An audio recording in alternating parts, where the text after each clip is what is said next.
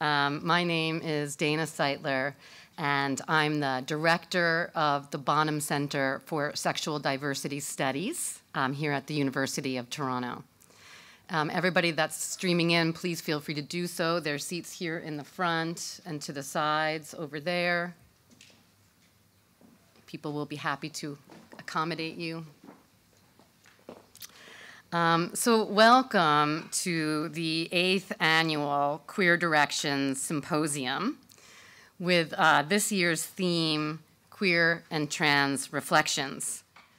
This is the theme this year because it's the 25th anniversary for the Sexual Diversity Studies program here at U of T.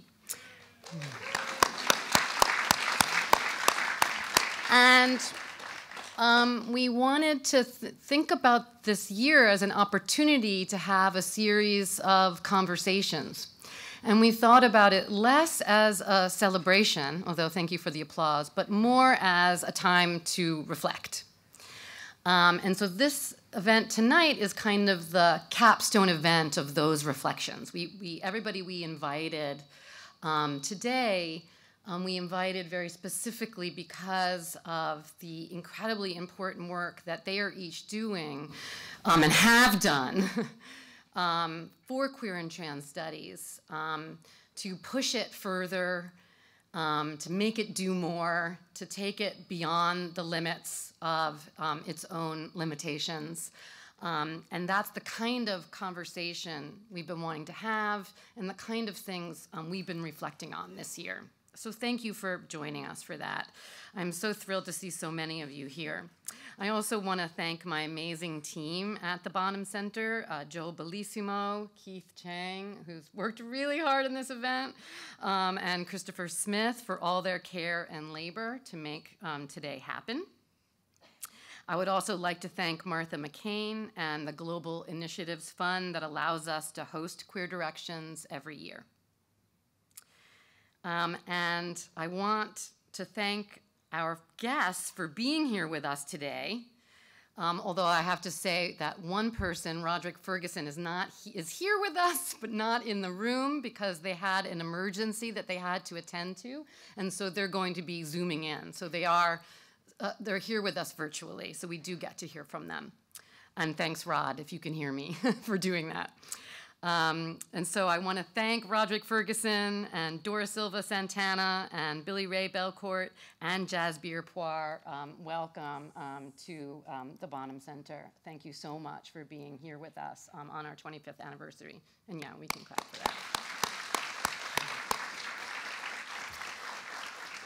that. And then I want to begin again by acknowledging the land we are gathering on today. The University of Toronto, itself a physical and intellectual structure enabled by land theft and the violences of settler colonialism, is the territory of the Huron-Wendat and Petun First Nations, the Mississaugas of the Credit River, and the nations of the Haudenosaunee Confederacy. The territory was the subject of the Dish with One Spoon Wampum Belt Covenant, an agreement between the Haudenosaunee Confederacy and the Ojibwe and allied nations to peaceably share and care for the resources around the Great Lakes. The Dish with One Spoon agreement recognizes that we live off the same resources. Hence, protocols are put in place to ensure mutual respect and accountability to each other and to the land. Today, the meeting place of Toronto, or Takaranto, is still the home to Indigenous people from across Turtle Island. Our intersecting communities are comprised of those native to this land, Indigenous people from other territories, as well as settlers who have come here by choice, force, or otherwise a result of colonialism and imperialism. We are all treaty peoples, and thus we are all responsible for honoring and upholding these agreements. My hope for today is that we gather in the same spirit of these agreements, in mutual care and respect. We might also want to take a moment to think about other settler colonial projects ongoing today, other occupied territories and peoples, and hold a space for all the ongoing struggles against those occupations, against colonization, against the usurpation of the land, and other settler violences. I am grateful for the opportunity to work on this territory and to share space today with all of you. I'm also very grateful that I have the privilege of introducing our guest speakers today, and I'm going to do so in the order that they will speak. So first up is Roderick Ferguson, who is the William Robertson Coe Professor of Women's, Gender, and Sexuality Studies. Sorry, oops, nope. You have to start the slideshow. Oh, there we go. Oh, it's Rod. There we go. So Roderick Ferguson is the William Robertson Coe Professor of Women's Gender and Sexuality Studies and Professor of American Studies at Yale University. He's the author of One-Dimensional Queer, We Demand, The University and Student Protests, The Reorder of Things, The University and Its Pedagogies of Minority Difference, and Aberrations in Black, Toward a Queer of Color Critique. He is the co-editor with Grace Hong of the anthology Strange Affinities, The Gender and Sexual Politics of Comparative Racialization. He is also co-editor with Erica Edwards and Jeffrey Agbar of Keywords for African American Studies. He is currently working on 2 monographs, The Arts of Black Studies and The Bookshop of Black Queer Diaspora. Next, we will have Billy Ray-Belcourt, I think. And Billy Ray-Belcourt is a poet, scholar. Oh, no, next we have Dora Silva Santana. Dora Silva Santana is an assistant professor of gender and women's studies at the University of California, Berkeley. She is currently working on a book tentatively titled Iconica, Transing Afro-Diasporic Signs. She has published articles such as Mais Viva, Reassembling Blackness, Transness, and Feminism, and Transitionings and Returnings, Experiments with the Poetics of Transatlantic Water. Then we will have Billy Ray-Belcourt, who is a poet, scholar, and author from the Driftpile Cree Nation. He is an assistant professor in the School of Creative Writing at the University of British Columbia. He is the author of 4 books, This Wound is a World, winner of the 2018 Canadian Griffin Poetry Prize, NDN Coping Mechanisms, Notes from the Field, long-listed for Canada Reads 2020, A History of My Brief Body, finalist for the 2020 Governor General's Literary Award for Nonfiction, and finally, his first novel, A Minor Chorus, which was the winner of the 2023 BC and Yukon Ethel Wilson Prize. And our last speaker today is Jasbir Puar. Jasbir is a distinguished faculty of arts professor in the Social Justice Institute at the University of British Columbia, formerly of the Rutgers University. She is the author of the award-winning books, The Right to Maim, Debility, Capacity, Disability, which has been translated into Spanish and Portuguese, and Terrorist Assemblages, Homo Nationalism in Queer Times, available in French and Spanish, reissued as an expanded version for its 10th anniversary in 2017, and forthcoming in Portuguese. Her articles have been published in journals such as Social Text and South Atlantic Quarterly, mainstream venues such as Al Jazeera and The Guardian, and translated into more than 15 languages. Dr. Puar is also co-author of exhibitions for the Sharjah Architecture Triennial and the Sharjah Art Biennial. In 2019, she received the Kessler Award from the Center for Gay and Lesbian Studies at CUNY, which recognizes lifetime achievement in and impact on queer research and organizing. Please join me in welcoming these amazing speakers here with us today.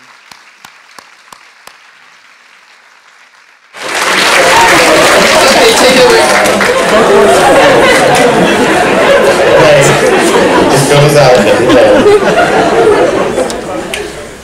All right, so again, my thanks to Dana for this invitation and to Keith Chang for logistical support.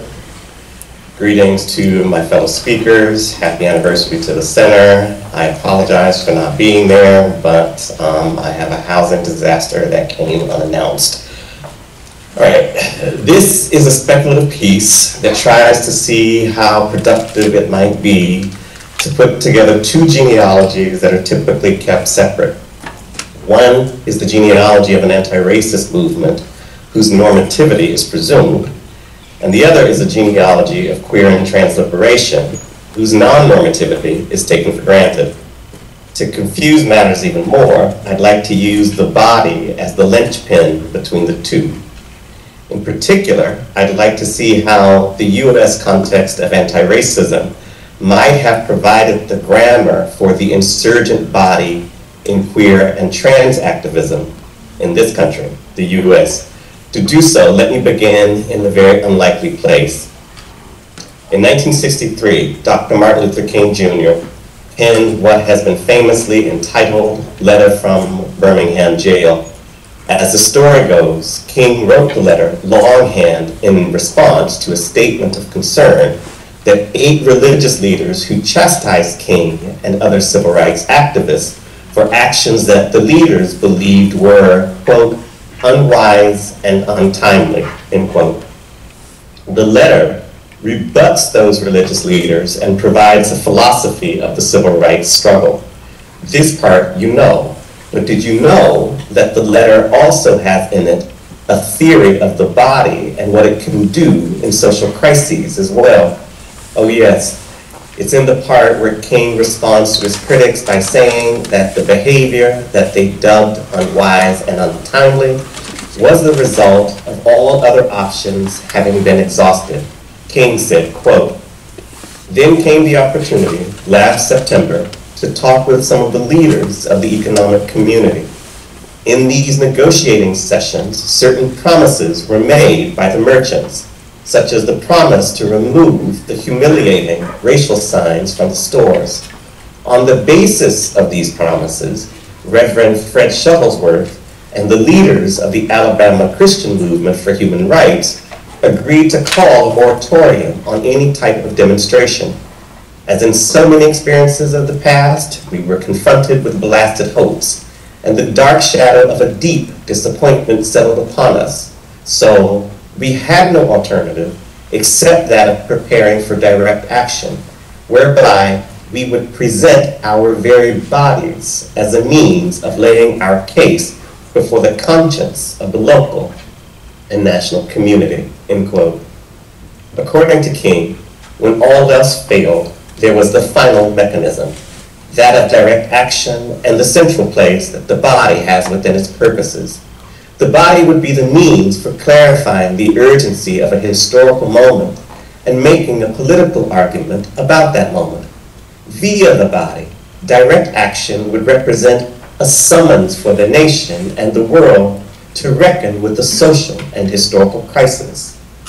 The African-American historian Barbara Ransby contextualizes it this way, quote, "When the sit-ins erupted seemingly spontaneously, involving clusters of young people throughout the South, they energized and piqued the interest of civil rights activists everywhere, black and white, young and old. The sit-in was a more dramatic and confrontational tactic than the bus boycott of 5 years before.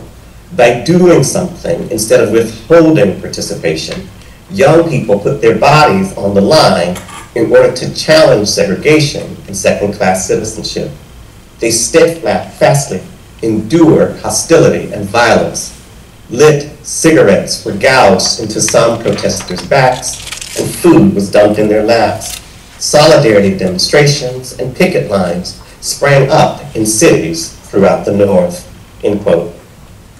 To appreciate what the body did, we must remember that for the religious leaders who objected to direct action, the use of the body in such public and spectacular displays of resistance was considered extreme and out of hand, as the antithesis to rational dialogue. King addressed this explicitly when he said to the religious leaders, quote, "You may well ask, why direct action? Why sit-ins, marches, and so forth? Isn't negotiation a better path? You are exactly right in your call for negotiation. Indeed, this is the purpose of direct action.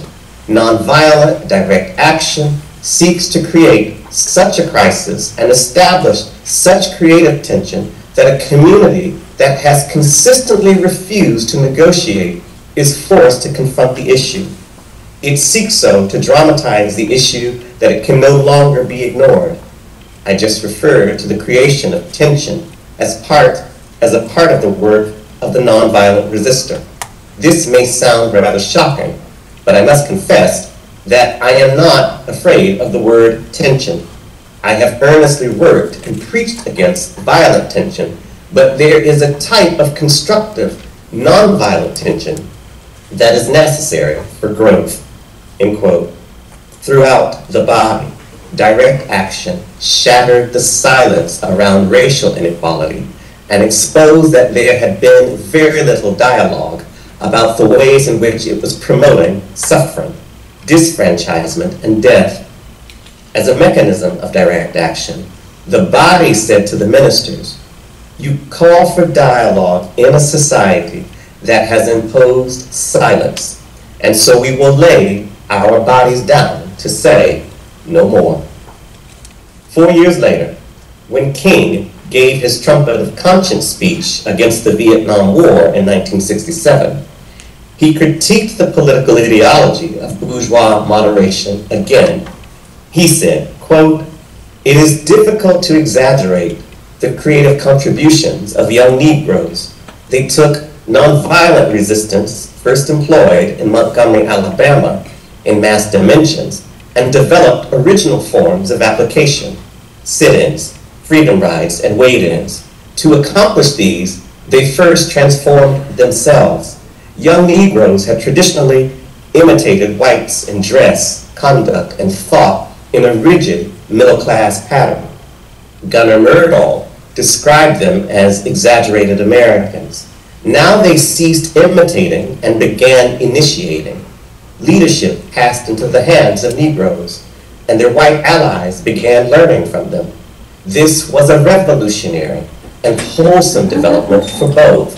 It is ironic that today, so many educators and sociologists are seeking to instill middle-class values in Negro youth as the ideal in social development. It was precisely when young Negroes threw off their middle-class values that they made an historic social contribution, end quote.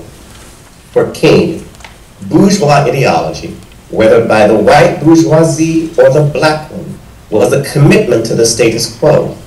At the moment that young people en masse rejected it is the moment that they ushered in historic change. This is a searing critique of respectability politics. King is in fact saying that the civil rights movement was a historic repudiation of respectability politics, and that there would have been no movement had that not been the case. Yes, there was sexism and homophobia in the U.S. civil rights movement. We must attend to that. But we must also attend to the fact that as the civil rights movement used the body to challenge the given social order and its constitution through bourgeois ideology, it would encourage other insurgencies as well, even ones that people like King could not dream of. It's safe to say that King probably could not have dreamed of the Stonewall Rebellion, but when the Latinx Stonewall veteran and founder of street transvestite action revolutionaries, Sylvia Rivera, said, quote, "All of us were working for so many movements at the time. Everyone was involved with the women's movement, the peace movement, the civil rights movement. We were all radicals. I believe that's what brought it around. You get tired of being just pushed around," end quote. She was in fact invoking the recent history of direct action. In her story, the body figures prominently as well. She says of that night at the Stonewall Inn, at the time, there were many demonstrations. They were fierce demonstrations back then.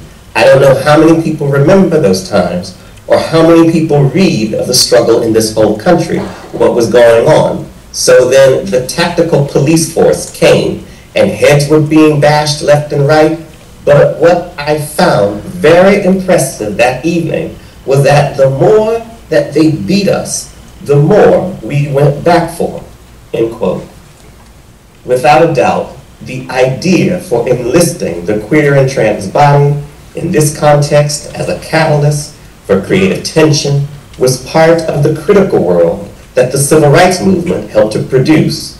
Here, the bodies of trans and queer people, many of whom were people of color, became the catalyst for change.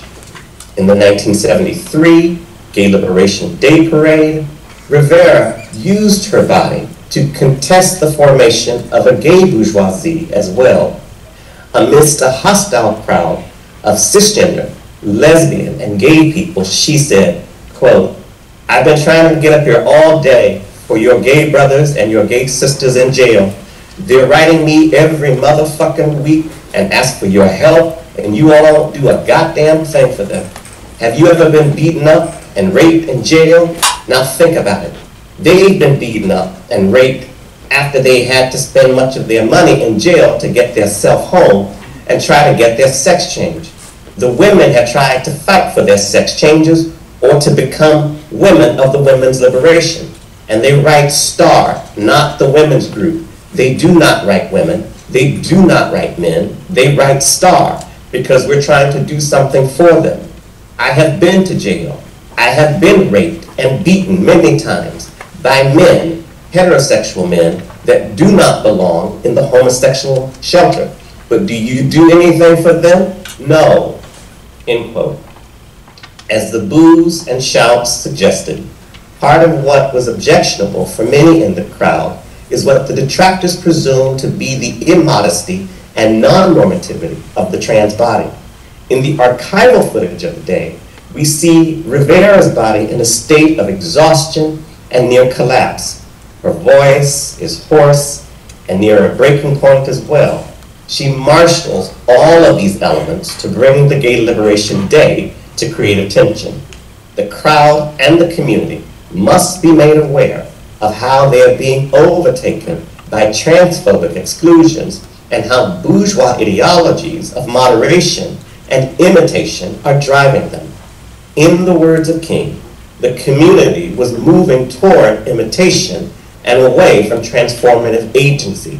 That's what Sylvia, in her embodied witness and outrage, was saying.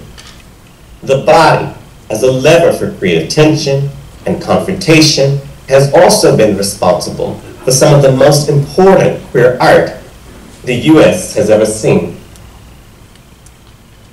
Artists such as John Kelly, Richard Elovich, Karen Finley, the dance duo Dance Noise, Bill T. Jones, Robbie McCauley, David Von Rovich, Guerrilla Girls, Grand Fury, and so on have used the body to bring issues such as HIV/AIDS, heteropatriarchy, racism, as well as corporate and state violence to creative crisis. In doing so, they evince the ways that direct action activated not only the body for protests, but for art making as well. With the anti-racist movements, queer and trans activism, and embodied art practices, we can perhaps see the ways in which the body in direct action helped to conjugate various forms of embodiment. What does it mean to link movements that are seemingly opposed to one another this way?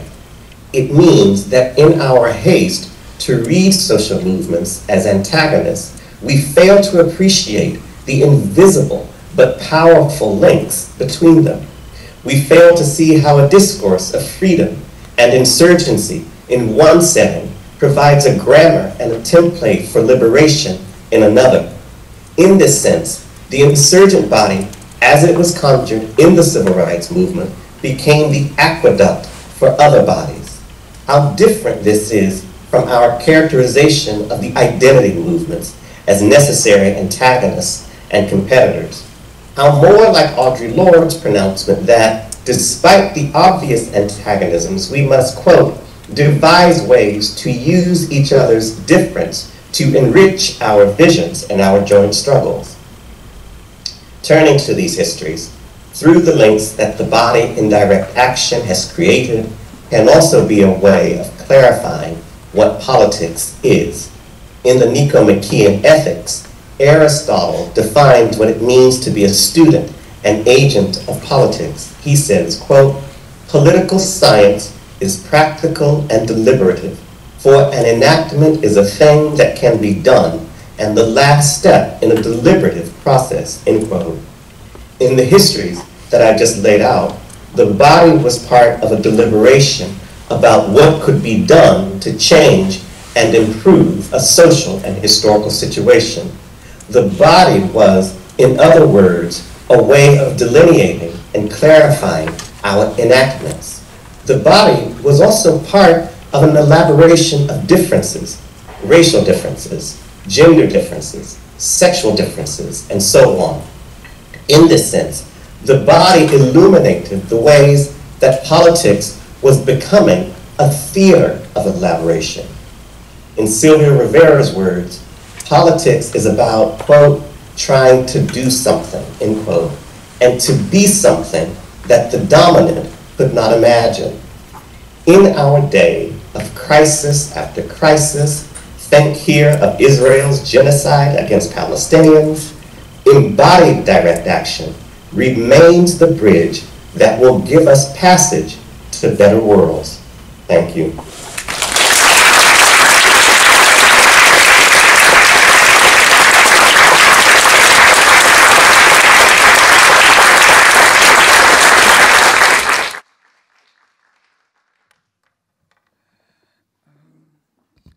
Hello, everyone.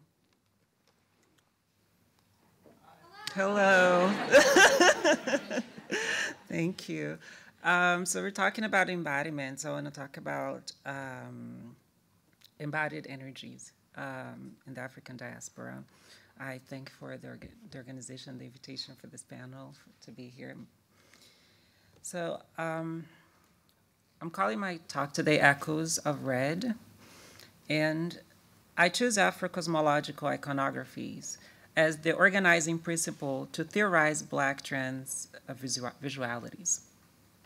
Since visual culture studies is invested in training one's critical look, I argue that Black people in the diaspora have trained their look in interpreting signs of the sacred and using their respective qualities as guides to world-making and resisting sexually gendered, racialized realities.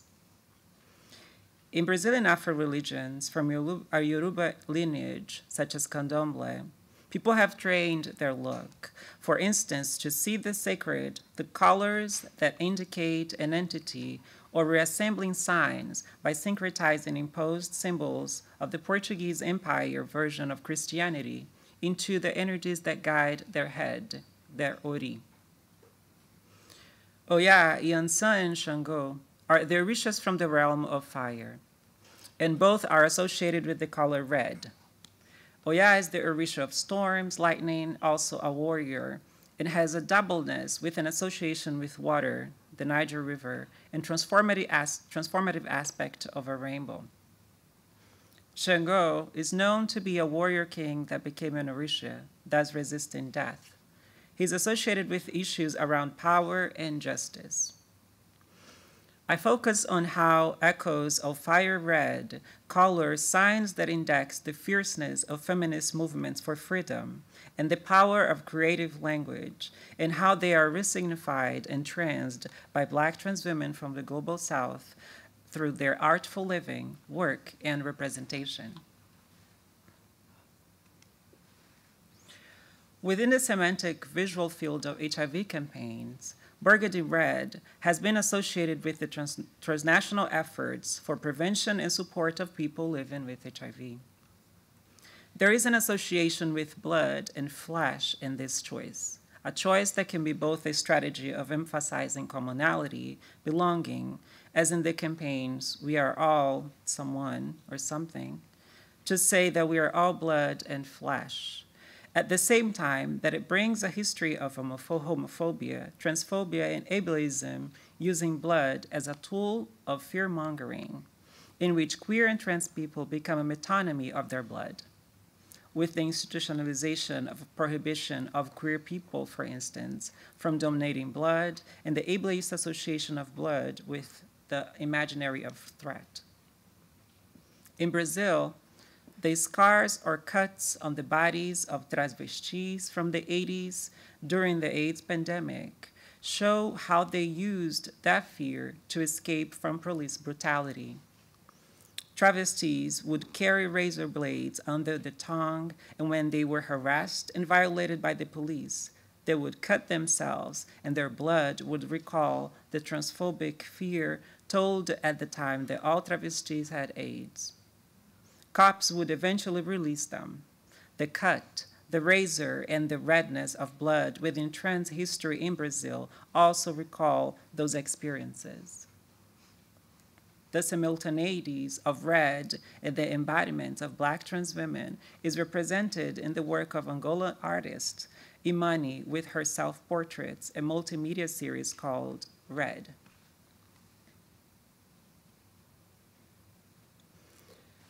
Imani is an Angolan trans woman whose diasporic routes go from Luanda in Angola to London and back to Luanda.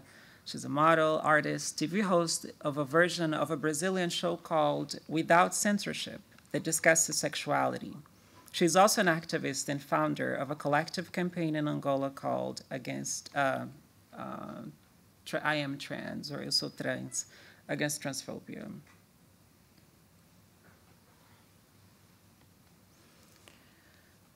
Imani's work, called We Are All Red, tells different stories of transition, transformation, and invite us to think what is seen in what is our interiorities.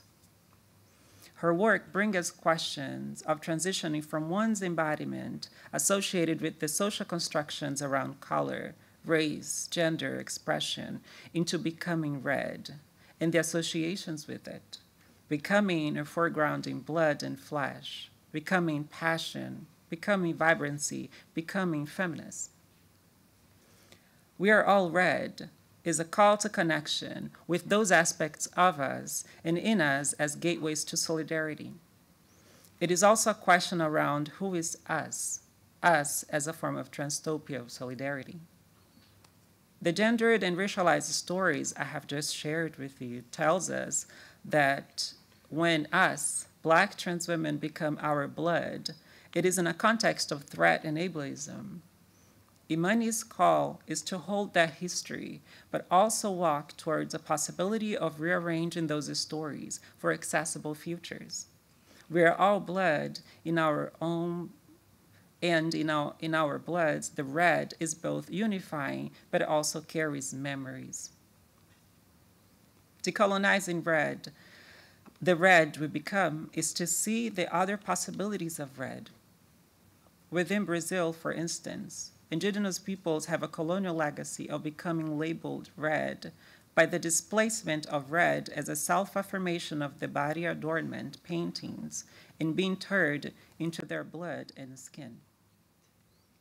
Decolonizing is unpacking of how one becomes red through those racializing stories, and also how we are living and creating interventions by reclaiming other meanings beyond and in a relationship to those distortions. We Are All Red is an invitation to those histories of becoming as we travel with red as a diasporic element. The reference to blood is also a question of blood spilled through violence, colonization, and transphobia. We Are All Red is a warning that we all have the capacity to be hurt, although only those of us impacted by systemic oppressions are the ones whose blood has spilled more systematically. Again, who is us here? Who is the us that needs to be protected? Who is the us that needs to join this struggle? Who is the us that needs to connect with the multitudes of red in us?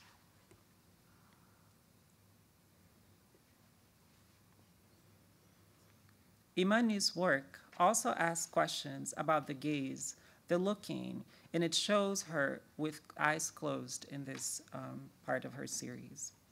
As if looking is about mobilizing other senses, or looking inside, a look into the interior, or a shift of attention of the look. How to look red with your eyes closed. To look at red with your eyes closed. How to feel red and its effect without the sight. Looking becomes developing a multicentral image of red, of becoming red. It is a choice to be seen, an invitation to be seen when most of the gaze is compulsory at Black trans women's bodies. Imani's closed eyes, along this saying, I am red, invite us to articulate ways to be red, invite us to ask, how does it feel to be red? From experiencing red that does not privilege only sight, she calls attention to the ways red can be learned. The educational method of teaching blind learners about color tells us about the sensations of color. As a seeing person, I understand that just closing your eyes does not equate to experiencing systemic impacts of disability. But I also acknowledge that the work we are called to do to perceive and discuss color is beyond the sight. Joining Imani in her perception of red, I invite you to focus on our bodies. I invite you as presence and building this space to focus in our bodies. You can bring attention to your body right now. You can close your eyes if you feel safe, or you can keep your eyes open as you redirect your attention to my statements or the way it feels, and ask your question, how does red feel in our bodies? How does it feel? Does it feel hot in our bodies, of temperature or rage? And bring the attention to what you feel right now. Or anger, or blushing. Is it feverish? How does it smell? Is it sweet, like strawberry and red roses? Is it smoky, like hot charcoal? Does it smell like blood to you? What is the orientation and expression of red? Is it femme and smooth like lipstick? Is it passionate and sexy and lacy as we touch on lingerie? Is it erotic? How does it sound? Does it sound like drums warmed by the fire? Does it sound like crackling wood? Or does it sound like being burned? Does it sound like war to you? Like bullets whose sounds and colors also mimic red fireworks on the velvet skies of Rio de Janeiro and New Year celebration. How does red feel in us? Is that Imani is asking us to interrogate and to connect to the feel, to feel connected. Okay, you can come back, redirect your attention to the room, to the PowerPoints. You can open your eyes, come back. Thank you for that too. The focus on the head with the eyes closed is also how the children of Oya and Shango embody their energies. Through their ori, their heads, how red is felt through the multitudes of flesh and ancestral being of time and memory. Their children dance in flowy red clothing, swinging arms with closed eyes, and while their Risha sees, being them, we are all red is also a question of where our fire is, what guides our ori, our head, our sense of justice. From those artists' work, those I'm thinking of them as plosive archives.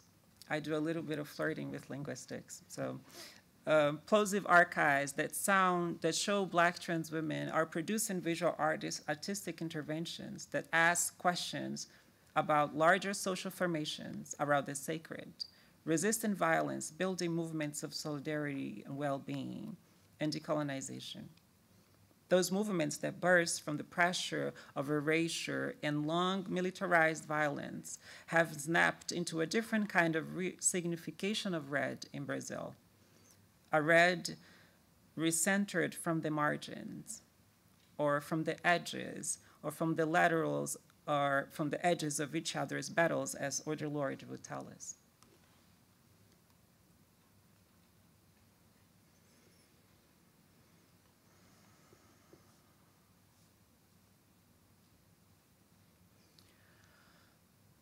On October 30th of 2022, a sea of people wearing red exploded on the streets in celebration of the next Brazilian president, Lula. Not that I have any faith in the state with the representativeness of Lula and how they will solve all historical issues of the inequality.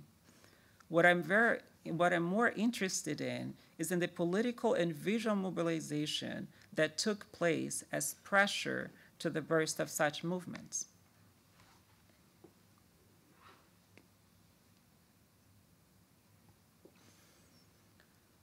An increased number of trans women were elected to office under campaigns that clearly stated feminist principles, such as addressing gendered violence, mass incarceration, and combat to conditions of poverty.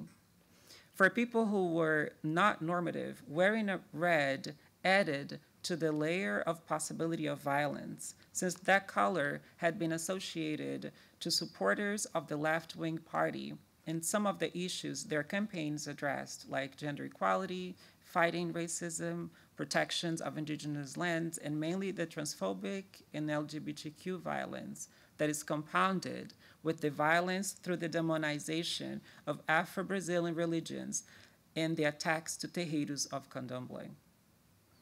The rise of the visibilities Black women as political representatives is also a consequence of the campaigns for justice to the murder of Marielle Franco, a black woman politician who was murdered for being vocal on a range of issues that ranged from police brutality to the very issue of disposability of Black police officers with disabilities who became critical of those systems. On the other hand, movements that supported the Bolsonaro government turned the colors of the Brazilian flag, namely green, yellow, and blue, into symbols of an agenda that reinforces militarization as synonymous of safety, a conservative version of Christianity that is openly transphobic and LGBTQ phobic and sexist, that it still promotes the genocidal denial of a pandemic and blames the poor for the intensification of structural inequality. Symbols of alliance to those perspectives that at times became a form of binary thinking were mediated by the signs of the gun turned into an L, meaning the hope for the change of a militarized government into a free one that lives. Signs on politicians' faces on cars, and the display or wearing of red versus green and yellow and blue. For trans women, being present, resistant, meant risking their safety by wearing red and going to vote, in addition to also suffer transphobia at the time of voting due to their voting cards mismatch and at times misnaming. Posting their pictures in red, signing an L, turning the sign of a gun into an L with a voting document was a way to convey the meanings of their presence, although there is an awareness of the state history of either attempts of co-optation or erasure of the histories of trans women's movements' contributions for justice, including the politics of care during the pandemic. Erica Hilton, this Black trans woman who is wearing white, the first Black trans woman elected for a federal level office, proposed laws that supported vaccination and the support of poor children and youth who lost their parents to COVID. Black trans women's knowledge of surviving compulsory catastrophes through artful living is diasporic. Black trans women's knowledge of surviving compulsory catastrophes through artful living is diasporic. Thank you.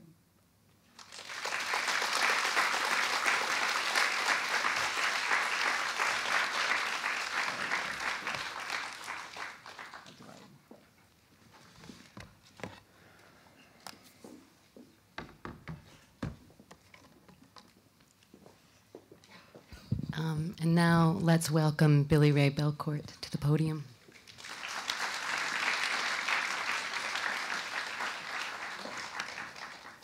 Hello, so happy to be here. Want to quickly thank Dana and Keith and all the other organizers of this event. It's always a pleasure to visit Toronto as someone who lives on the West Coast. It feels like it is quite the trek to get here, but it is always a pleasure. As was mentioned, I'm from the Drifpile Cree Nation in Northwest Alberta in Treaty 8 territory. I'm an assistant professor at UBC in the School of Creative Writing, and I mention that here because I think it gestures to the reasoning for my response today, which begins critically and then becomes a poem. I finished reading Jose Esteban Munoz's Cruising Utopia, The Then and There of Queer Futurity, for the first time on a flight to the annual meeting of the Native American and Indigenous Studies Association. I was an undergrad and had, for no reason other than my own passion and defiance, set myself the task of reading as much queer and feminist theory as possible, using the money I received from scholarships and part-time jobs to buy academic books like Munoz's and Jasbir's and Roderick's. I was formerly a major in comparative literature, but felt more intellectual affinity with a queer theoretical tradition that was not very robustly represented in my home department, nor in the discipline of Indigenous studies that I lingered on the peripheries of. To be frank, I felt institutionally uprooted, a misfit and a rabble-rouser that needed a conceptual and affective infrastructure to imagine a possible queer Indigenous life. I didn't realize until reading Cruising Utopia that a book, an academic book, could save my life. That may sound hyperbolic or overly sentimental, and perhaps it is both of those things. But I do truly believe that the book incited in me a desire to live, to keep living, to imagine the future as queer terrain I could lay claim to. To be queer, Munoz taught me, is to long for and insist on another world, because, in his now famous phrasing, the here and now is a prison house. I understood then that this prison house was both descriptive of a material reality and a metaphor. I thought of the long-standing criminalization of Indigenous life and culture in Canada, of the modern prison system as an extension of the reserve, and of how colonialism inheres in a set of carceral logics that are intimate and affectively endowed.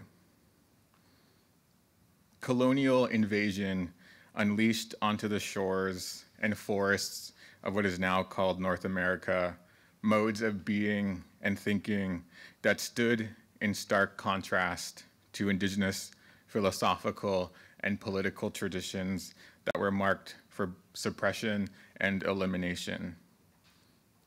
The Cree scholar Alex Wilson notes in an essay called Our Coming In Stories that Indigenous people who did not conform to European gender and sexual norms were immediate targets of various forms of violence. the afterlives of which we continue to bear as queer Indigenous people and live amidst in the present. When I was a teen, I didn't have a blueprint for how to inhabit a queer Indigenous life. It was from books like Cruising Utopia that I began to piece one together. For the last year or so, I've been working on a project I've been calling the Cruising Utopia Sonnets, a series of sonnets I've been writing and rewriting by gathering keywords and phrases in Cruising Utopia and building around them. The aim wasn't merely to replicate Munoz's language, but rather, and perhaps more difficultly, to collaborate with the text so as to make something distinct, so as to create a plural voice with a mixed autobiography. In Munoz's book, I didn't find the universal in the particular, but rather the particular in the particular. My poetic practice has always been citational, but I wanted with this project to take that citational project to a new level, a more intersubjective one. When I thought about what I might present for this gathering, as someone I think who is made to represent perhaps newer directions in queer studies, I kept thinking, maybe ironically, about Munoz's books, my many readings of them, and my own early 20-something self. I thought about the way foundational texts insist on their futurity. I thought about the hard and unglamorous work of self-making that any queer Indigenous person has to carry out in the long shadow of colonial violence. I have had to write myself into a future that insists on a world outside that shadow and that threat. And I think that is one of the enduring lessons of a queer of color theory. This only occurred to me much later than when I was on that plane in my undergrad, but I loved queer theory in part because I loved beautiful sentences. And this is something I tell my students all the time, which is that a beautiful sentence can be a reason to live. I tell them this because it's one of the few things I think I'm most certain about. And in Cruising Utopia, I found so many beautiful sentences. And so the Cruising Utopia Sonnets is my humble attempt to coexist in 7 sonnets inspired by Munoz. I'm not a historian of the sonnet by any measure, but the sonnet interests me as a form insofar as it defies its own history. So much like the American sonnets of Wanda Coleman and those who have come after her, I write sonnets that don't erase the past, sonnets that bring forth a collective voice in order to breach the sound barrier of historical ignorance. I write queer sonnets that mix biographies and, inspired by Munoz, attempt to enact a community of feeling grounded in the knowledge of our lovability. Okay, so here are some of those sonnets.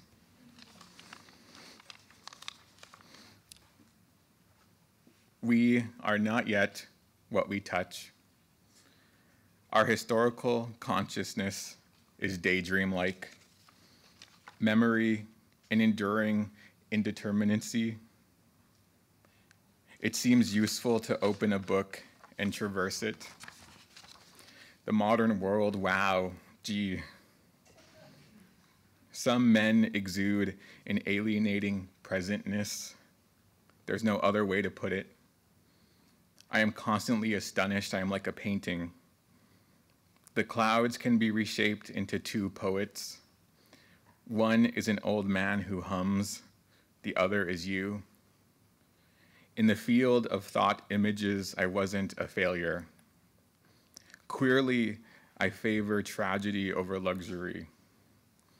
The very idea of light must be worth something. I must be something worth glancing at. I must be something worth glancing at, even if, like all natives, I begin in a text from the past. I'm not naive. North America doesn't exist. Queer people will be free. The current political regime will erode. History is a type of affective excess. It leaks like a long novel. Oh, the grandness of an unspectacular Friday, a train barreling toward a country of ecstasy. I identify as an example of a quotidian life. I experience bliss. I look happy in photographs. What I need is a contagious happiness, an enclave of the future, a force field around my heart. The human condition is a maniacal and oddball endeavor. Ephemeral traces and flickering illuminations are synonyms for the body. Rejoice, the present is a dead end. What is a body in the present tense? What is mourning but a queer fatherland we can make claim to? I want to believe in the possibility of an existing gay life world, but time is a form of bad faith. Once, I met up with a man who refused to show his face on the dating app. Kissing, he felt the small knife in my pocket but didn't care. My life is an autobiographical fiction. There is a section of my life called Great Anonymous Sex, and it's mostly lies and awkward anecdotes. My redemption has been lost and is yet to come. Still, I'd redo it all, if only for the rare moments when, in the vista of a libidinal economy, I was no longer an imprisoned subject. In the prison house of the subject, I was economical. I only wanted a song to sing on the dance floor of a false reality. All natives live somewhere between the modern and postmodern. Most days, I'm a wind-up man, waltzing into an account of time, space, presence, absence, wholeness, etc. It is very human. The way a man during a threesome in Edmonton left so that his friend and I could better experience a reconstructed intimacy. When I was younger, I sometimes logged onto Grindr while visiting family in northern Alberta. There were very few profiles, but most of them belonged to other Native men. One man told me he sometimes drove as long as 4 hours for a single brief hookup. We are meeting for the first time in this sonnet. There are two kinds of sonnets, the ones we meet in and the ones we leave behind. Is my life in fact historical if I imagined I would be dead by now? What counts as a queer poem? The poem hanging in the air like rain? The poem I make of my hands when I hold the past like a dead bird? I pretend I'm burying the past when I'm actually burying myself. It's a game, we're at the beach, and I'm not afraid to kiss my boyfriend in front of homophobes, some of whom aren't really homophobes, they just haven't refused a certain kind of finitude yet. Men represent a certain kind of finitude. Somehow love is still a case study in singing. I'm less so a man and more so a song or an edict. It took just one man to invent me. I was a good idea once. A man is a good idea when the lights are out and your life feels amazingly painful. Oh, faith, that dysfunctional little house with shiny windows. Irony, the last place I want to be is in a room full of men. What if Munoz is right and the world really is a degraded zone of random violence? What shape must our poems take? Maybe a sonnet can be a gay space that is weirdly liberating. We all live on after our dematerializations as a transformed materiality. That's Munoz's direct language. I couldn't reimagine that. Our longings are so rarely pure and simple. I love the small gestures that permit us. I love being intent to be lost. I love how much queer sense we make even when we're sad and defeated. I have an articulate message for all of you. At worst, to exist is painfully amazing. We all exist in painful proximity to the future. Sadly, it never arrives. The present is full of people without a future. I think utopia is the name we give to the rooms in which we feel more alive than dead. In one of my old bedrooms, my bed sat in front of a huge mirror, and sometimes while hooking up with someone, I'd look at that mirror. Dear lovers, I'm sorry I was always finding ways to be less present. I'm sorry that I was more aroused by an image than real life. When I write about us in the past tense, we seem more alive. When I write about us in the present tense, the poem becomes a eulogy. As far as I know, all of us are still living. We can still become what we once touched. Thank you.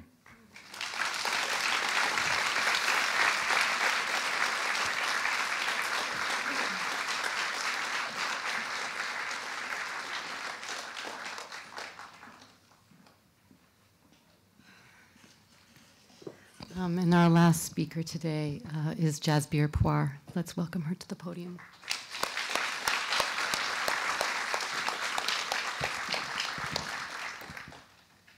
Hi, everyone. Can everyone hear me? It's always good to be in Toronto. Thanks for being here. I was so moved by my co-panelists' words, so thank you so much. Huge gratitude to Dana Seitler and Keith Chang for their labor. This is called Queers for Genocide. I want to begin with another land acknowledgement, one that focuses on Palestinian land and what is happening to the people on it. It is day 160 of the genocide on Gaza. More than 31,000 Palestinians have been murdered. The number of injured, maimed, and disabled Gazans is over 70,000. More than 1,000 children have had one or more limbs amputated, nearly 10 every day, most without anesthesia. More than 500,000 people, nearly a quarter of the population, are on the brink of famine. What has been called an engineered starvation, and the fastest escalation of a state of famine in modern history. 11 universities, all 11 universities in Gaza, long considered military targets, and attacked in 2008 and 9, in 2014, 2021, have now been partially or completely destroyed, leaving 90,000 Gazan college students with nowhere to study, while 370 schools are gone, leaving 650,000 school children with nowhere to go to school. Over 231 scholars have been assassinated. Collectively, these are literal enactments of what Palestinian scholar Karma Nablusi has called scholasticide. 350 medical staff have been killed, 120 ambulances destroyed. There are no properly functioning hospitals, and half of all the buildings in Gaza have been damaged, if not flattened. We are watching the first televisualized mass impairment in history. These recountings have become a routine facet of our teach-ins, our rallies, our direct actions, our lecture presentations, our vigils. I'm here to contribute to what our Palestinian colleagues, comrades, friends, and beloveds have been forced to do repeatedly for months now, which is to reset the stage so as not to forget the carnage happening on our watch and in the service of our settler colonial governments, to witness the decimation of life worlds that will debilitate Palestinians for generations, and to note the failures of our radical, decolonial, intersectional politics and theories to stop any of this. If in the 1990s our task was to dismantle the foundational hegemony of white queer scholars by centering the earlier insights and eruptions of Black feminist, women of color, and gay and lesbians of color writings. And if in the post-9/11 period, queer theory was transformed through the interventions of queer of color, diasporic and transnational queers focused on migration, displacement, empire, and war, and if in the last decade, scholarship on matter and new materialisms have surged to the fore with a special thanks to queer Marxisms of color and a trans studies that does not posit the body as entirely discursive nor entirely socially constructed. If indeed there are particular turning points and ruptures in theoretical production that are imbricated in and responsive to turning points in history, we are now facing another moment of reckoning where we need to ask hard questions about the work we do. What do our theories offer to the understanding of genocide? What do they offer in a time of genocide? Perhaps more crucially, how do our theories change in the context of genocide, of multiple genocides, of the Sudan, of the Congo, of Armenia, and of the genocide on Gaza in specific? I'm going to bracket whether the US and Canadian academies even have the capacity to hold open such questions. South African feminist and disability studies scholar Karnitha Mohammed writes, quote, "The US state has shown just how meaningless academic freedom is. Rather than universities being the spaces which feed state and political rationalities, it is the state that has put the university in the service of its support for a genocidal regime," end quote. As Robin Kelly and too many others have noted, the silence of liberal academics everywhere has been deafening. Rod Ferguson, remarking on the twin banishing of critical race theory and free speech on Palestine in the United States, describes this as the social reproduction of cowardice. Today, I reiterate a question that Maya Mikdashi and myself posed in 2017 in a piece titled "Queer Theory and Permanent War." We asked, how can queer theory emerge and converse with the mass corporeal losses and debilities of war? End quote. In a theoretical milieu where much of queer theory functions as a default American area studies, whereby the difference of the elsewhere is funneled through Euro-American Global North archives and lexicon, we pointed out that work on sexuality that is perceived as area studies, whether it is or not, is rarely apprehended as epistemic knowledge unto itself, rather treated as a case study of radical alterity from the global south. And here I'm thinking with Anjali Arandekar and Geeta Patel in their formative work in a special issue of GLQ called Area Impossible. Part of the problem, we speculated, is the centrality of sexual injury, in other words, the violence of gender binarism, to the Euro-American queer subject. At that time, we challenged what kind of injury is deemed appropriate for the basis of a wounded attachment that underpins the grievance of queer subjecthood, noting that, quote, part of the project of homonationalism is to produce and stabilize transnational, imperial, and settler colonial forms of sexual and gendered injury, end quote. This legitimation of certain sexual gendered injuries not only adjudicates what injuries are legible and grievable, what counts as injury in the first place, but also takes for granted, quote, the economic, political, and military work that designations of sexual or gendered injury and violence does in the first place, end quote. Indeed, what is erased are the forms of gendered and sexual violence intrinsic to the operations of war, of occupation, and of colonialism. We continued by stating, perhaps thinking from a location where war and colonialization are quotidian contexts of life, we should rethink what sexual injury is, end quote. But in the years past, I have realized that diversifying the injury only continues the tyranny of the queer liberal subject sutured through its wounded attachment.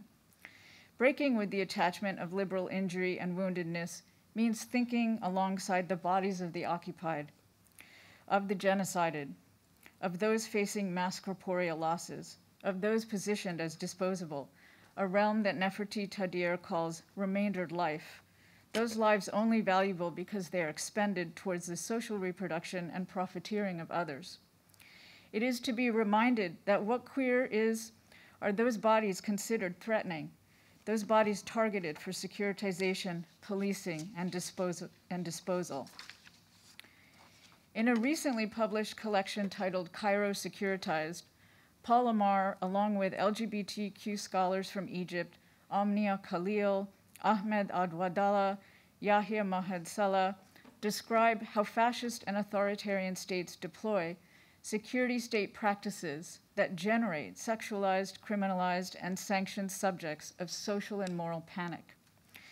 Securitization, they argue, involves a process of subjectification and abjection that feed from raced, classed, gendered, and sexed corporealities, bodies that are perceived as sources of radical insecurity and moral panic.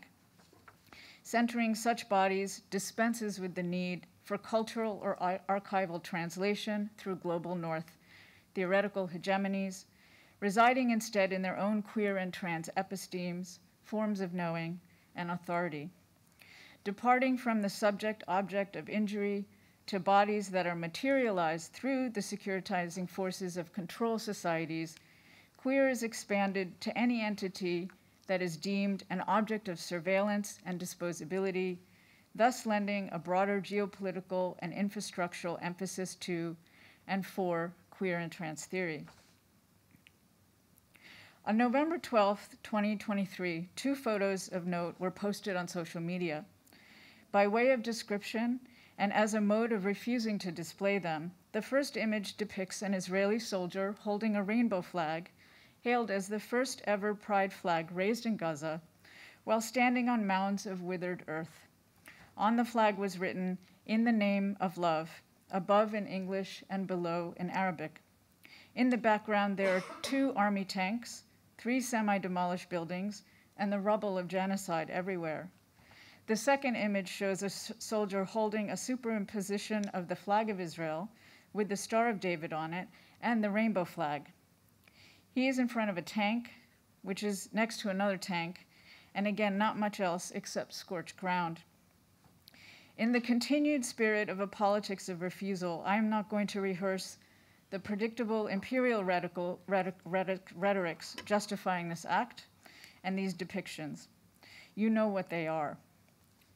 In response to these images, queers in Palestine write, quote, "Under Israel's surveillance and police state, visibility, opacity, and invisibility are survival and resistant tactics we use interchangeably. They aren't always a matter of choice," end quote. For nearly 2 decades, Palestinian queers in Palestine, from Al-Qaus to Palestinian queers for boycott, divestment, and sanction, to Aswat and others, have been affirming their intersectional struggle. Quote, "What we are working towards is a Palestine liberated from colonialism, patriarchy, and capitalist exploitation," end quote. Many people had sent me these images asking for comment. I came to feel that the analytical matrices that I had long ago developed begged for some further specification, especially in the context of the rise of fascism worldwide and the explicit embrace and trumpeting of fascist statecraft coming from the Israeli government. The fascist racial state has, in large part and in many ways, dispensed with its liberal ideological facade. So the question is, what do we make of these images now? What kind of work do they do? These stage scenes obviously invoke the violence of the liberal structures within which we are all entangled. Discussion of them on social media and in articles largely focused on pinkwashing and homonationalism. Insofar as pinkwashing describes the use of progressive LGBTQ rights as cover for the occupation of Palestine, these images resonate with prior examples of such. Insofar as pinkwashing only makes sense in a context where LGBTQ rights are a mandated facet of liberal democracy, homonationalism is that context. Insofar as homonationalism is a structuring facet of international financial instruments like the World Bank and the International Monetary Fund, which inveigh against homophobia in the global South and make a business case for LGBT inclusion aka the costs of homophobia, homonationalism is a global form of soft power, as is what Rahul Rao calls homocapitalism, the monetary incentivizing of LGBTQ acceptance, forged in interactions between elite LGBT activists and technocrats in international financial institutions. Insofar as homonationalism is a structuring facet of international governance, it continues to operate as a form of global cultural imperialism. NATO's web materials, for one of many examples, reveals that it is a self-proclaimed, quote, world leader in recognizing same-sex marriage, end quote. Liberalism remains the ideology of the international order, working to normalize permanent war and extractive economies, all the while enabling fascism to thrive on the domestic front, on the national front. So there's a question for me about whether these well-worn terms, pinkwashing, homonationalism, homocapitalism, can speak to the current situation of the genocide in Gaza. In Netanyahu's far-right cabinet, there are many who are avowedly homo and transphobic. What currency could these images possibly have in the context of this crumbling, quote-unquote, democracy? Does fascism need pinkwashing? Given the blanket impunity that the state of Israel currently enjoys, is pinkwashing, once wedded to a Brand Israel campaign to rehabilitate Israel's public image, even a necessary tool? Isn't the point of fascism the unapologetic licensing of violence towards racial others that is unbridled and unleashed? If fascism affirms the structural violence that liberalism disavows, with Netanyahu, the deflection is no longer needed. The fascist can enjoy the pleasure of violence that the liberal eschews. If, as Alberto Toscano has recently theorized in his new book, Late Fascisms, fascism is a structure and not an event, not a shift in governmentality, but a rearrangement of the sovereign right to kill and maim, then we might be seeing the liberal facade of homonationalism emptied of its necessity, its utility, its ideological force. It is with some irony that we can note that the soldier in these photos and their supporters would be dispensed with given the rise of anti-gender ideology.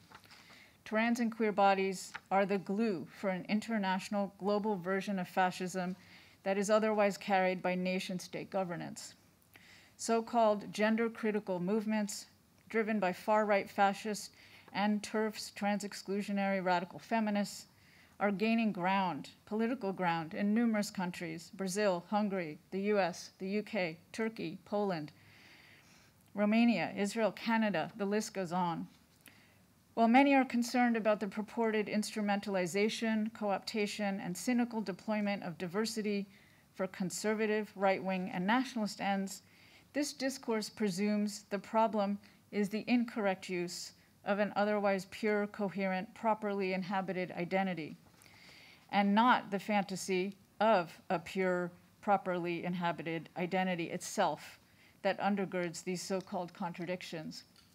We would do well to deconstruct the idea of unholy alliances or strange bedfellows.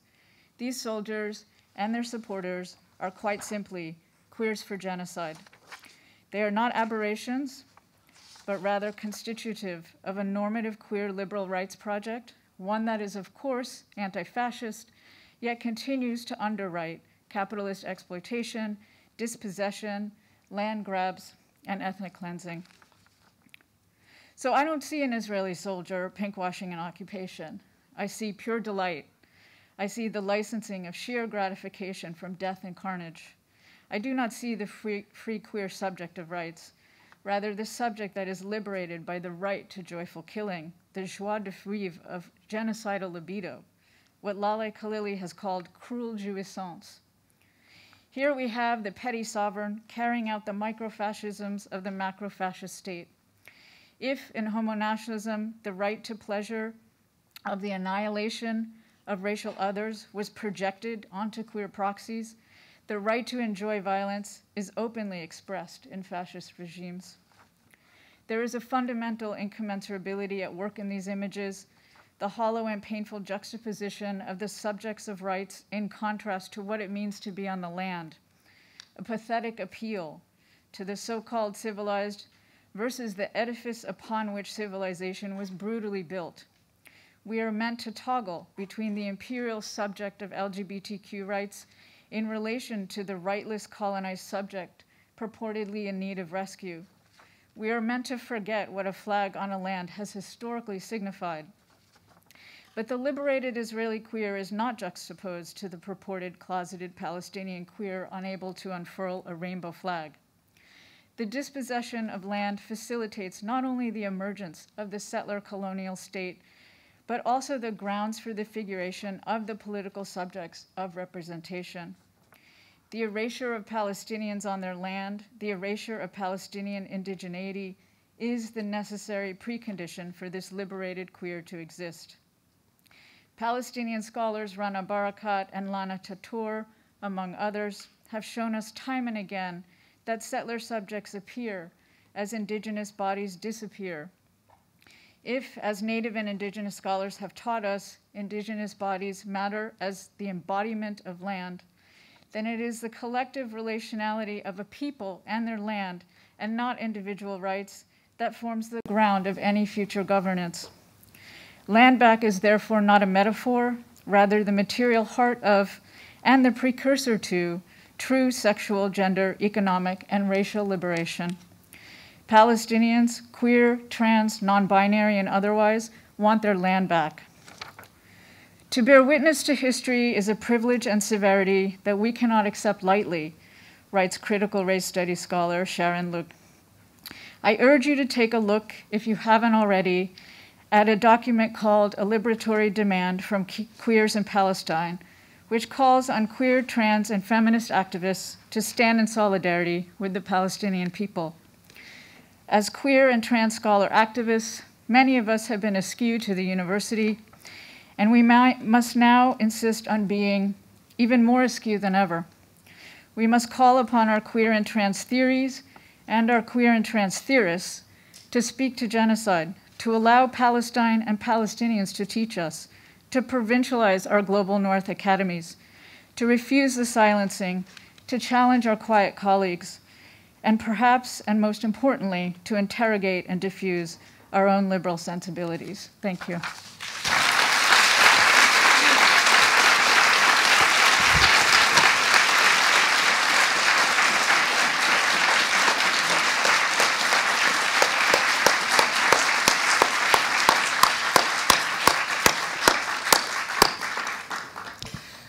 I want to thank all four of you. I'm kind of breathless and grateful for what you shared with us today. We have time for a Q&A. Keith, if we could get Roderick Ferguson back with us for that, if the connection's still working, that would be great. Hi, Roderick, yes, okay. And so now we have time for questions.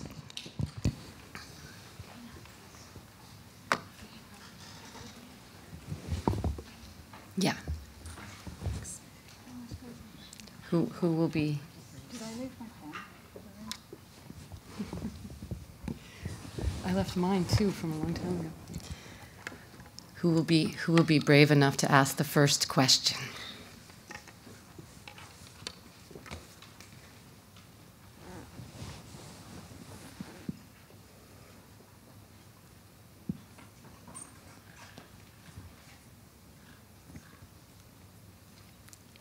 Yes. You're raising your hand back, yes. Can maybe stand up and, oh, good. Hi, I have a question for Roderick. So I was really impressed by the move of your entire presentation from King, and then you ended with Aristotle. I was wondering how you kind of began to think with King's letter from Birmingham jail, and like where you kind of like centered like your reading of the body there, and how that kind of like naturally transitioned into your queer reading. Sure. Can people hear me? Yes. Okay, great. So thank you for the question. I teach a course called we interrupt this program. It's an undergrad lecture course at this point. And it is, the name comes from the 1991 pilot program for World AIDS Day and Day Without Art. And it was a cabaret performance of the artists that I mentioned. So like Karen Finley, Dance Noise, Bill T. Jones, and what have you. And anyway, so the title of the course is taken from that, but it is a course about the sort of multidimensional, and that is to say anti-imperial, anti-racist, feminist, anti-war genealogies of queer and trans liberation. And it is like the argument from my book, One Dimensional Queer, in that it begins with the Stonewall Rebellion as that, you know, not a single issue moment, but a multi-issue one. And when I was teaching the program, the pilot program, the cabaret performance, it occurred to me that I needed to give the students a genealogy for why the use of the body in direct action in that context through performance art, okay? And some of the folks in the performance itself invoke the category of direct action. And so that's what led me to Martin Luther King. And so it was, you know, through that performance that I then began to think about, well, all right, maybe this is not just a juxtaposition that is useful for this pedagogical exercise, but actually is genealogical in and of itself, right? So that, all right, here we have in King's letter, the deployment of the body as, you know, a kind of last resort, you know, to resistance from, you know, a society that does not want to confront its own sort of devastations, its contradictions. So you have that. You also have, you know, related to what Jasbir was just saying, the critique of the liberal moderate, you know, so that in that letter, King is explicitly critical of the liberal moderate as a formation through the moderate Christian and Jewish ministers in Birmingham at the time, the one who are exhorting civil rights activists to tone it down. You know, in fact, King says at one point that I worry less about the Ku Klux Klanner than I do about the liberal moderate. And so that was the genealogy for that juxtaposition. And it occurred to me that it was something that I needed to delve into. Yeah, I could go on, but maybe I should stop there. Thank you. Next question. Yes, Theo. Can you wait for the... Thank you. Thank you all for that. That was wonderful. My question is primarily for Professors Puar and Santana. So I was thinking about pink washing, and I was thinking about red, and I was thinking of pink as a kind of diluted red. And I guess I was just wondering how far one could link the two concepts that you guys are going into through that color comparison. And I was wondering if you could sort of think in that way together.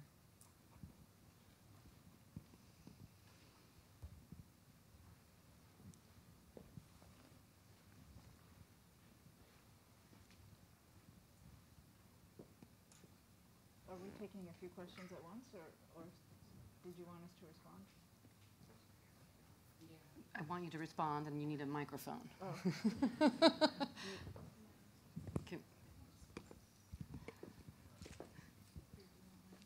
Oh, we have it. Yeah. Okay. Good. Thank you, Keith. Thank you for that question. So I connected the understandings of energy as like Afro-cosmological energies, but also as energy for movement, right? So one of the leaders of the movement of trans women in Brazil, which is Giovanna Baby, she talks of herself again as a daughter of Shango, and talks about red as part of that energy that produce movement. Now that you're asking, I just realized there is not a claim of pink to that movement, and that's something also that I'm thinking that maybe like a part of the understandings of the associations, but also that there is a clear understanding that for trans women within the LGBTQ movement within Brazil, the kinds of leaders representations that usually occupy those positions are white gay Brazilians, for the way that whiteness works in Brazil, whiteness in that sense. So I think that is not association with pink in that perspective, but through this cosmologist is a way of understanding of those histories in which we've been forgotten. And it echoes also with Silvia Rivera's discourse that I would understand also here. Thank you. I haven't really thought this through from a color vantage, so I appreciate your work and your comments. I guess, one of the things that pinkwashing and the efforts to attend to pinkwashing, kind of reinscribe is this problem of a kind of solidarity that presumes equivalence. And I'm thinking about Fred Moten here and thinking about what it means to be thinking about solidarity without equivalence. I think so many of us are struggling with those questions right now. How do we be in solidarity or with a struggle without juxtaposing ourselves or our positionalities or our subject positions or even our experiences into those places, as if we could possibly imagine what's happening in Gaza right now, for example, right? So that's part of the issue with pinkwashing itself, and the kind of direct response to it, which very interestingly, queers in Palestine have started to refuse to use that term, right? So that's really important.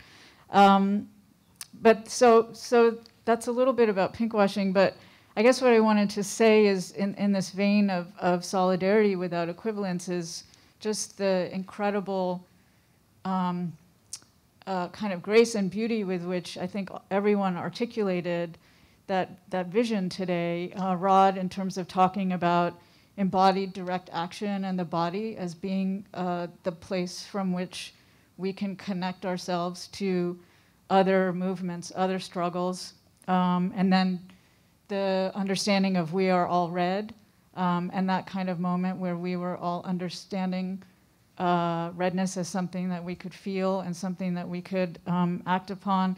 And then Billy, the formulation of the beautiful sentence that is the place from which a life can continue to live. And these to me are examples of forms of solidarity without equivalence.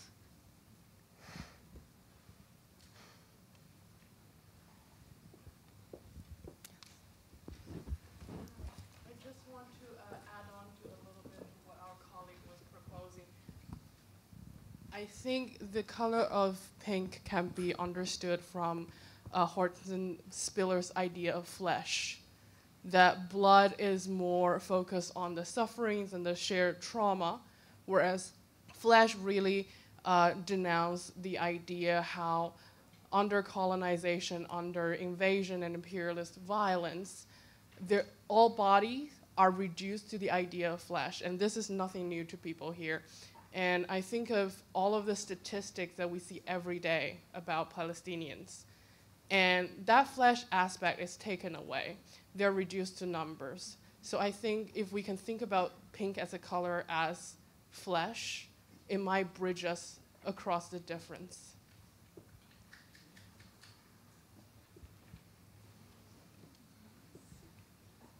Yeah, Wiley.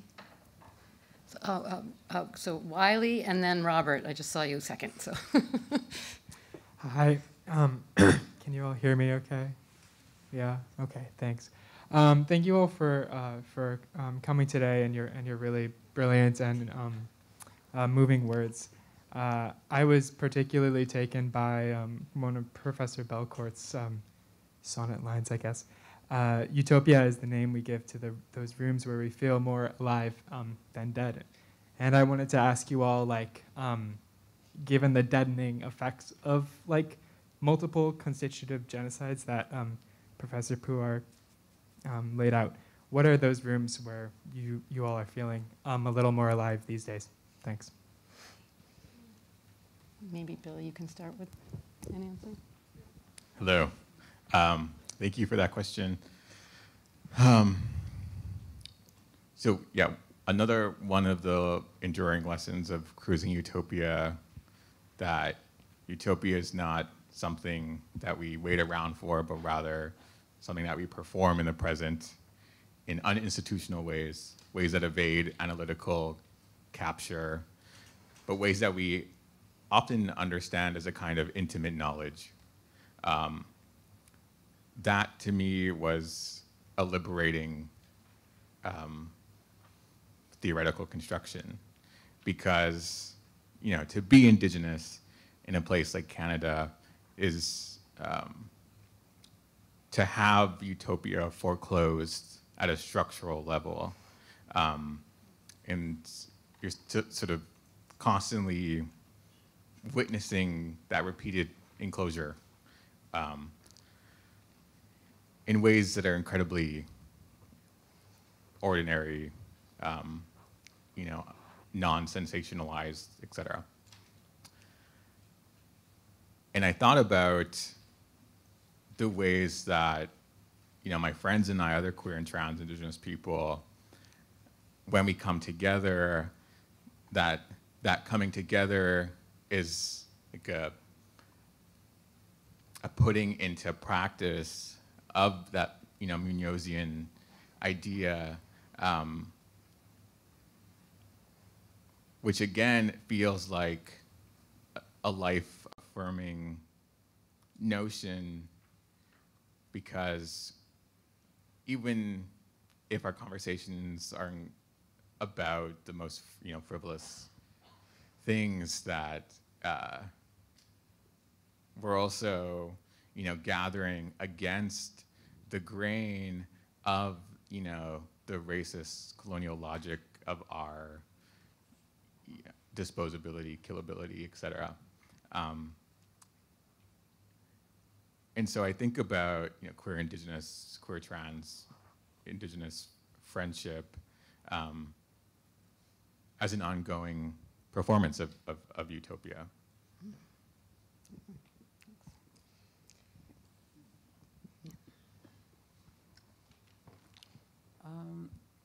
So to think of, I think also a flash and of embodiment. So when we think, and also when we understand people talking about embodying Afro-cosmological energies and living, it is about a multiplicity of holding lives within your body or within your flesh. So to understand living as something individual and the body being like this unitary form of lives, for the women and my friends and sisters and Acknowledgement, my sisters here, and Clara, we were just talking about this today, about how we are living and bringing with us multiple experiences, right? And we have the simultaneities of times and histories, and our flesh embodying that, and at times disembodying that into our bodies of work. Like there is a shift of that energy of multitudes of energies. So in that it is embodied into art, right? Disembodied into our beautiful sentences, disembodied in our movements for change against genocide. And we understand that all these parts of shiftings of our energies for movement is a result of those multiplicities of possibilities of life that we carry and that we intend to keep, right, in the future. So I think to think about life is also to think about the different possibilities that we're living through different forms of body. Do you want to? Roderick? This is the one, this is, Okay, so everybody can answer this one. Sure, okay. So, you know, I'm really encouraged by all of the direct action and organizing that I see. You know, I'm thinking here of undergraduates and also junior faculty, undergraduates, and, you know, like, I'm amazed that I have, you know, students on campus and also students who show up, you know, to my class wearing keffiyehs. Or I went to Swarthmore last week or a couple of weeks ago, you know, and it's part of, you know, it's in a consortium with Haverford, right? You know, which is one of the schools where one of the Palestinian students was shot for wearing keffiyeh and also speaking Arabic, or at least from that college. And that the number of young people that I see wearing keffiyehs on college campuses, knowing that that is the history, the recent history, right? And knowing that that's also a vulnerability for them, you know, I find enormously courageous. And also the, you know, the number of junior faculty who have been at the forefront of starting, you know, Palestinian support organizations on our campuses, you know, given the vulnerability of being untenured people and still pushing forward, you know, I'm enormously encouraged by that. I mean, I think that if we're going to think of it as, you know, something utopic, it's also a reminder and an acknowledgement that utopias are always fragile, right? You know, they're constantly vulnerable to failure. And the only way that we can kind of sustain, you know, any ethos that's worthy of being called utopic is by supporting each other, you know, and making sure that, you know, we are participating and in a collective formation. Yeah, so those are things that, you know, for me are just everyday encouragements. I've just been reminded that we have to leave in 5 minutes, and I want to make sure that Robert has a chance to ask his question. So this will be the last question. Can I answer? Oh yes, please. I was going to say, but yeah, Jasbir, answer, and then Robert. Sorry, just and then we're going to have to wrap it I up. was invoked in the question, and I can see my time. It's fine. Okay. Just because I was invoked in the question, and you know, kind of, you know, the doom and gloom lady here. I wanted to, you know, Billy, you've said so many things that have just slayed my heart tonight. Gathering against the grain. I think of it as the congregation of the damned, and that is the best place right now in the world to be, and it's the best place on campus to be. The forms of collective study that are going on at the UBC campus by undergraduates, grad students taken up on their own, the kinds of you know, teach-ins, weekly pop-up teach-ins that are happening, the ways in which professors and grad students are taking up study of Palestinian films and literature and art, even if they have no experience with Palestinian-specific you know, works. I mean, all of these things are part of this remarkable mass mobilization that's happening that is incredibly inspiring. And I you know, I'm seeing that kind of version of collective study everywhere. And it also means that our theoretical production in the academy is being challenged from outside and being, you know, kind of democratized from the outside. So I've seen so many people reading some of these theoretically heavy texts, I won't mention which ones, but, you know, involved in these kind of collective studies well beyond the academy as well. So I think that there's so much to be inspired by and so much good company to be in this congregation of the damned. Robert, do you want to? There's a question Thank you. Okay. Yeah, let's have this close. Sorry. So my question's for Professor Puar.